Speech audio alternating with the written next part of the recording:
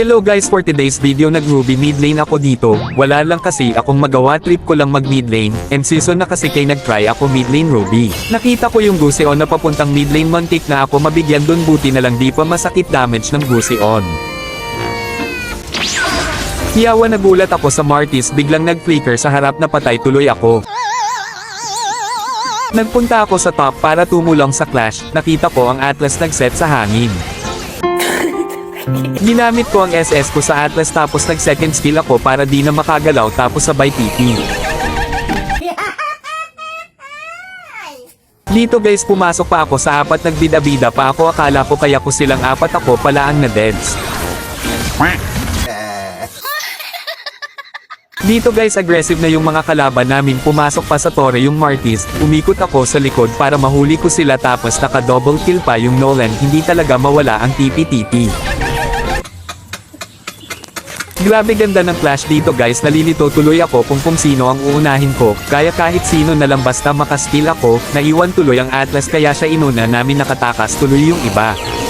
Gusto ko sana pasukin sa Torre kasi kinukulangan pa ako sa clash tapos nag-zone ako, nag-ulti yung Zetien tapos dito pumasok ang Gusion, nag-second skill ako tapos ulti combo, patay tuloy ang Gabo.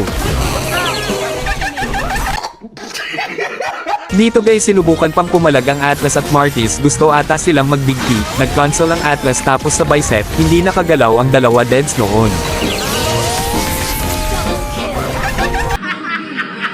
Binasag namin ang Torre sa mid lane, nag-emote pa ako nang bigla dumating si Atlas na set kami, buti na lang nag-SS si Florin kaya bumalik ang buhay namin, na deads tuloy si Gusion at si Atlas, pinatay ni Martis si Florin tapos umipal pa yung aso na stun ako, ginamit ko SS ko, hindi tumama. Nakita namin si Atlas nag-zone, gusto pang tumakas, di na nakaabot ng base, na deads tuloy siya, ang ganda sana ng pag-ulti ni Zetien doon, na stun kami lahat tapos gusto sana namin basagin ang Torre sa top kaso parating na pala ang Lord namin kaya sa diretso na lang kami sa mid. Dumating na ang Lord namin, tamang clear lang muna sa minions.